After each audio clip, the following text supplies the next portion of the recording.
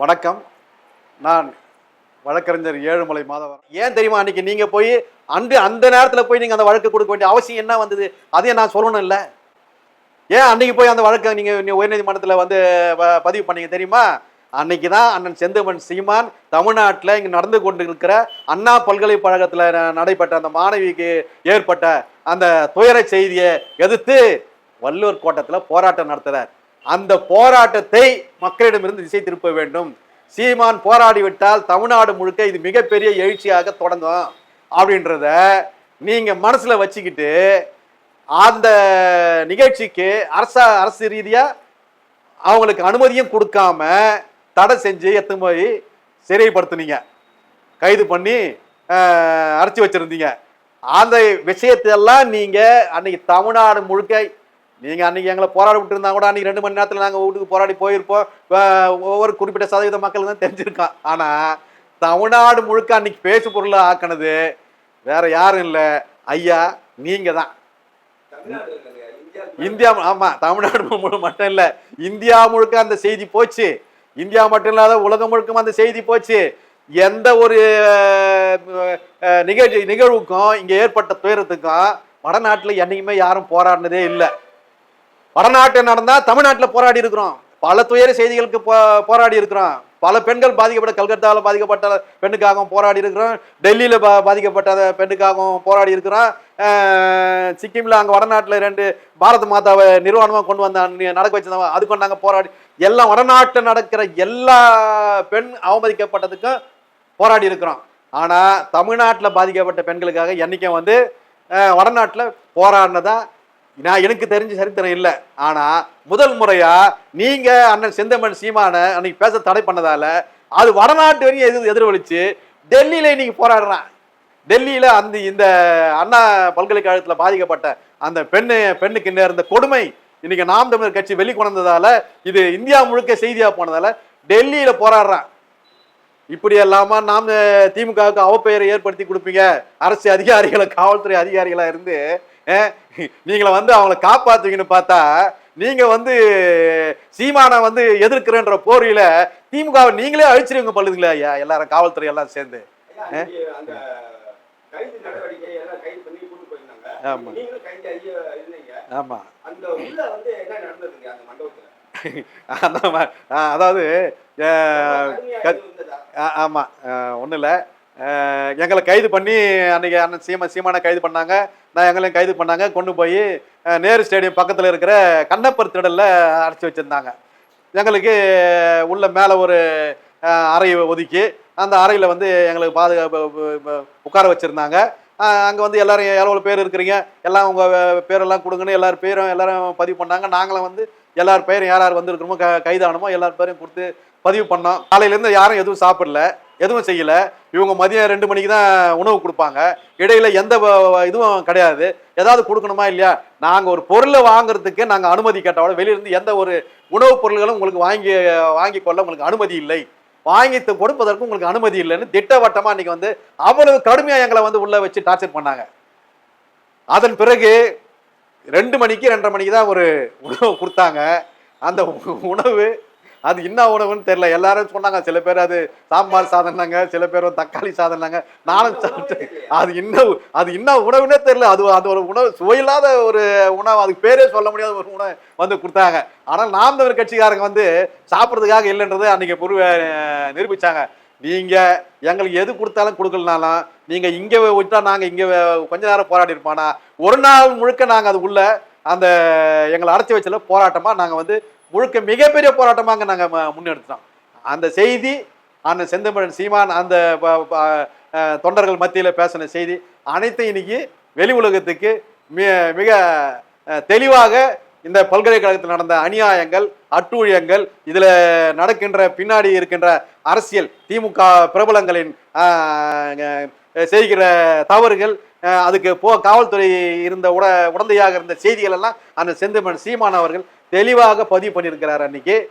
அதனால எங்களை நீங்க எங்க வச்சாலும் அடைச்சி வச்சிருந்தத காவல்துறையெல்லாம் நிறைய பேர் அங்க இருந்தாங்க, அவங்க எல்லாருமே பார்த்தாங்க. அதாவது எல்லா கட்சியும் கொண்டு போய் அடிச்சாங்கன்னா என்ன பண்ணுவாங்கன்னா எல்லாருக்கும் கோட்ரு பிரியாணி எல்லாமே உள்ள போவோம். அரசியல் கட்சியில அது மாதிரி பண்ணாங்கன்னா எந்த அது திமுக வந்தாலும் சரி, அண்ணா திமுக வந்தாலும் சரி, அது சகஜம்.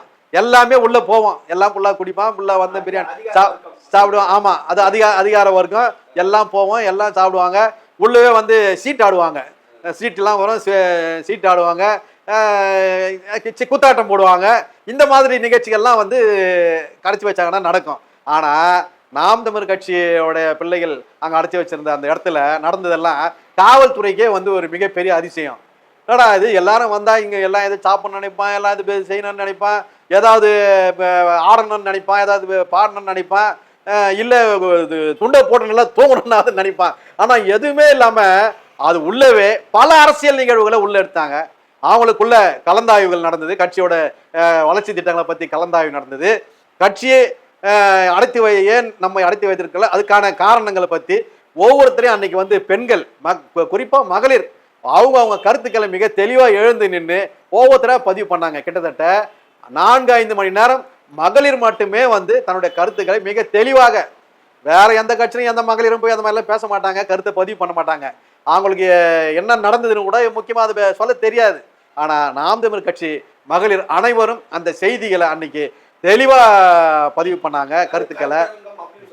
ஆமா, அது மிகப்பெரிய கருத்தரங்கமே நடந்தது. சொல்ல போனா அது வந்து மிகப்பெரிய கருத்தரங்கமே உள்ள நடந்தது. அதுல இறுதியா அண்ணன் செந்தமிழ் சீமான் அவர்கள் அந்த சிறப்புரையா அவரு பேசினது, அது இன்னைக்கு வலைவலி போல முழுக்க இன்னைக்கு வந்திருக்குது. இப்படித்தான் நாம் தமிழர் கட்சி பிள்ளைகளை எங்க அண்ணன் செந்தமிழன் சீமான் வளர்த்து வச்சிருக்கிறாருன்றத ஐயா வருண்குமார் வந்து தெளிவா தெரிஞ்சுக்கணும். மற்ற அரசியல் கட்சி இருக்கிற தொண்டர்கள்லாம் வேறங்க ஐயா, அவங்கெல்லாம் கோட்டுக்கு பிரியாணிக்கு வரவங்க ஐயா, சீட்டுக்கும் நோட்டுக்காக வந்து படுத்து தூங்குறவங்க ஐயா. நாம் தமிழ் கட்சி அதுக்காக இல்ல, இங்க இந்த இனத்துக்காகவும் மொழிக்காகவும் இன உணர்வோடும் மான உணர்வோடும் வந்திருக்கிற போராட வந்திருக்கிற ஒவ்வொருவரும் போராளிகள் அப்படின்றத ஐயா வருண்குமார் வந்து தெளிவா தெரிஞ்சுக்கிட்டு, உங்களுடைய வழக்கு சரியான வழக்கு தானா, நீங்க பேசுறது நாம் தமிழர் கட்சியை பத்தி பேசுறது சரியாக தான் பேசுகிறீர்களா என்பதை புரிந்து கொண்டாவது இனி வரும் காலங்களில் நீங்கள் பேச வேண்டும் என்பதை உங்களுக்கு நான் தெளிவுபடுத்த விரும்புகிறேன்.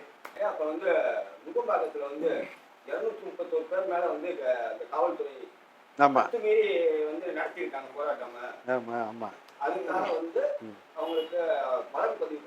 ஆமா, 231 பேர் மேல வந்து வழக்கு பதிவு பண்ணிக்கிறாங்க.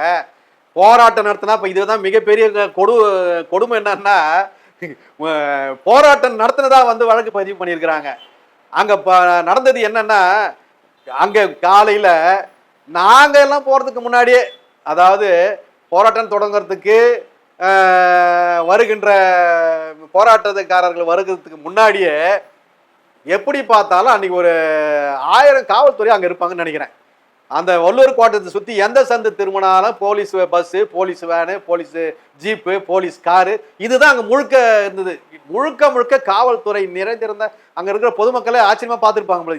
இன்னும் இவ்வளவு காவல்துறை என்ன ஏதாவது பெரிய அசம்பாவிதம் நடக்க போதா அப்படின்னு நினைச்சிருப்பாங்க போல. அந்த அளவுக்கு பெரிய காவல்துறையை அங்க கொண்டு வந்து பூச்சி வச்சுட்டாங்க. பூச்சி வச்சுட்டு முதல்ல வராங்களா 10 பேர் வந்த உடனே அவரை கைது பண்ணி உடனே தூக்கி போயிடு. கூட்டம் சேர விடாம அங்க வரவங்கள முதல்ல வராங்க, 10 பேர் வராங்க அப்படின்னா இங்க மீட்டிங் நடக்கும் போதுன்னு வராங்க. எப்பவும் வந்து வள்ளூர் கோட்டம் தொடர்ச்சியா வந்து நாம் தமிழ் கட்சி போராட்டம் முன்னெடுக்குதுன்னா அது வள்ளூர் கோட்டத்துல முன்னெடுக்கும். இது வந்து பல ஆண்டு காலமா தொடர்ச்சியா நடந்து வந்துகிட்டு இருக்குது. அதனால அந்த செய்தி வந்து நம்முடைய கட்சி தோழர்களுக்கு தெளிவா தெரியும். அவங்க வந்து அந்த நேரத்துல இருந்து அந்த 9 மணி வாக்குல இருந்து எல்லாரும் வந்து வரிசையா வர தொடங்குவாங்க. அப்படி வரும்போது அந்த காவலர்கள் அங்க யாரையும் வந்து சேரவே விடாம 10 பேர் வந்துட்டாங்களா, அவங்கள உடனே வந்து ஒரு வேன்ல ஏத்து இந்தாங்க இவங்களை கைது பண்ணி கொண்டு போவாங்க. அப்புறம் நீங்க எதுக்கு வந்துருக்கீங்க? போராட்டத்துக்கு வந்துருக்குறேங்க. போராட்டத்துக்கு வந்துடுறீங்களா, சரி வாங்க, உங்களுக்கு ஒரு பஸ் வேனு இந்தாங்க, அந்த வேன்ல ஏத்துங்க. பின்னாடி நீங்க என்ன 30 பேர் வரீங்களா, வாங்க இவங்கள பிடிச்சி அந்த பஸ்ல ஏத்துங்க. இப்படி வந்து ஒவ்வொரு வாகனத்திலையும் வரவங்களை உடனுக்குடன் அன்னைக்கு கைது பண்ணி ஏத்திட்டாங்க. அங்க வந்து ஒன்று சேரவே விடவில்லை. இதுதான் அன்னைக்கு வந்து காவல்துறை இந்த அரசுக்கு செய்த மிகப்பெரிய சன்மானமா, அது இதை எப்படி சொல்றதுன்னு தெரியல. அதை அந்த மாதிரி அரசாங்கத்துக்கு அவ்வளவு துல்லியமா வேலை செஞ்சாங்க அன்னைக்கு காவல்துறை. சேரவே விடாம போராட்டம் நடத்தவே விடாம போராட்டம் என்ற இதுவே வெளியே தெரியக்கூடாதுன்ற சங்கதியோட அன்னைக்கு எல்லாரையும் கைது பண்ணாங்க. கைது பண்ணி அண்ணன் செந்தமன் சீமான் வரும்போது அவரை அங்கே காலை வச்சு கீழே இறங்க விடல. அவர் வந்த கார்ல கீழே இறங்கவே விடல. கீழே இறங்க விடாமையே கார்லயே அப்படியே கைது பண்ணி அவங்க வாகனத்தை ஏற்றி அப்படியே கொண்டு போயிட்டாங்க. இதுதான் அன்னைக்கு நடந்தது. அங்க எங்க போராடணும்? போராடவே இல்லையே, போராட்டமே நடக்கவே இல்லையே. இதுக்கு இவங்க போட்டிருக்கிறது 231 மேல போராட்டம் நடத்தினதா வழக்கு போட்டிருக்கிறாங்க. இதை எங்க போய் எங்க முறையிடுறது? அரசாங்கம், அதாவது நாம் தமிழ் கட்சி வந்து ஒரு கிட்டத்தட்ட ஒரு 2-3 மாசமா திமுக ஊடகம் இருக்குது இல்லையா, அவங்கெல்லாம் வந்து வசப்பாடின்னு இருந்தாங்க. நாம் தமிழ் கட்சி கலகலத்து விட்டது, நாம் கட்சி கூண்டோடு சென்று விட்டார்கள், கூண்டோடு கலந்து விட்டது, இனிமேல் நாம் தமிழ் கட்சியே இல்லை அப்படின்னு 3 மாசமா தொடர்ச்சியா பொதுமக்களுக்கு வந்து நாம் தமிழ் கட்சியா இல்லையா, கட்சியை காலியா அப்படின்ற மாதிரி இவங்க வந்து ஒரு பொய் செய்தியை பரப்பினே இருந்தாங்க. ஒரு 2 பேர் போவான், அவன் திமுக வந்து வந்தவன், அவன் திமுகவே போவான். அதே மாதிரி ஒரு 2 பேர் இன்னொரு இடத்துல இருந்து திமுகவுக்கு இருந்து வந்தவன், அந்த 2 பேர் திமுக வந்து இவங்க கூட்டு போயிடுவாங்க. இதுதான் நடந்தது. நாம் தமிழர் கட்சிக்காரன் யாரும் வந்து திமுகவுக்கு போல, வேற எங்கேயும் போல. ஒரு சில பேர் அவங்களுடைய நடவடிக்கை பிடிக்காம செந்தமன் சீமான் அவர்கள் நடவடிக்கை எடுத்திருப்பாங்க, ஒழுங்கு நடவடிக்கை எடுத்திருப்பாங்க. அந்த ஒழுங்கு நடவடிக்கையில் வெளியேற்றப்பட்டவர்கள் தான் இவங்க திமுகவில் சேர்த்துக்கிட்டாங்க. இதை வச்சு நாம் தமிழர் கட்சி கூண்டோடு கலைந்தது அப்படின்னு போட்டாங்க. சரி, கூண்டோடு கலைந்தது, அப்புறம் எதுக்கியா நீங்க அவ்வளவு போலீஸை போட்டு அங்க வந்து பூச்சி வச்சிங்க? காரணம் சொல்றாங்க பாருங்க இவங்க. இதை கேட்டாதான் நமக்கு சிரிப்பா வருது. இந்த அரசாங்கம் வந்து என்ன திராவிட மாடல் மிகப்பெரிய அறிவாளிகள் புத்திசாலிகள் அரசாங்கன்ற மாதிரி இவங்க பீத்திக்கிறாங்க இல்லையா. இவங்க நிறைய பேர் குவிந்து விடுவார்கள், குவிந்து விட்டால் இங்கு போக்குவரத்துக்கு இடையூறாக இருக்கும், போக்குவரத்துக்கு இடைஞ்சலாக இருக்கும், பொதுமக்களுக்கு இடையூறாக இருக்கும் அப்படின்றதால நாங்க வந்து அதுக்கு வந்து அனுமதி கொடுக்கல. இதுக்கு முன்னாடிலாம் நாங்க வந்து நடத்தினோமே, அங்கதான் நடத்தினோம். எப்படி பார்த்தாலும் எனக்கு தெரிஞ்சு கிட்டத்தட்ட ஒரு 100 போராட்டமாவது அங்க நடந்து இருக்கும். ஒரு போராட்டத்திலையும் அங்க வந்து ஒரு அசம்பாவிதமும் நடந்தது இல்லை. ஒரு போராட்டத்திலையும் அங்க எந்த விதமான பொதுமக்களுக்கு இடையூறு கொடுத்தது இல்லை. ஒரு போராட்டத்திலையும் அங்க போக்குவரத்து இடைஞ்சலா என்னைக்கு நாம் தமிழர் கட்சி இருந்ததே இல்லை. ஒரு கட்டத்திலையும் என்னைக்கும் காவல்துறைக்கு எந்த சிரமமும் நாம் தமிழர் கட்சி கொடுத்ததே இல்லை. இது வழக்கமாக நான் 15 ஆண்டு காலம் நான் பார்க்கிறேன், எப்போ நடந்ததில்லை. இப்போ புதுசா நீங்க பயப்படுறதுக்கு காரணம் என்ன? நாம் தமிழர் கட்சி வளர்ந்து விட்டது, வெளியே போனதா நீங்க போட்ட செய்தி எல்லாம் பொய், அது வந்து புல்லு, அண்ட புழுகு, ஆகாச புழுகு. இங்க வந்து இப்ப இந்த கூட்டத்துக்கு நிறைய பேர் வந்துருவாங்க, அதனால வந்து இவ்வளவு கூட்டம் அங்க சேர்ந்தா நம்ம கட்சிக்கு மிகப்பெரிய அவப்பெயர் ஆயிடும் அப்படின்றத இந்த திமுக அரசு இதுக்கு முன்னெச்சரிக்கையா நடவடிக்கை எடுக்கணுன்றதுதான் அன்னைக்கு அந்த அனுமதியை மறுத்ததற்கான காரணம். இப்ப தெரியுதா, நாம் தமிழர் கட்சி தொண்டர்கள் எங்கேயும் போல, கூண்டோட போல, இதுக்கா போல, மொத்த பேரும் இங்கதான் இருக்கிறான். அதனால உங்களுக்கு அந்த பயம் வந்தது. திமுகவுக்கு, திராவிட மாடலுக்கு அந்த பயம் வந்ததால் தான் அந்த அன்னைக்கு அனுமதி மறுக்கப்பட்டது. அன்னைக்கு ஒன்று சேர விடாமல் கைது செய்யப்பட்டதுக்கு காரணமே அதுதான்.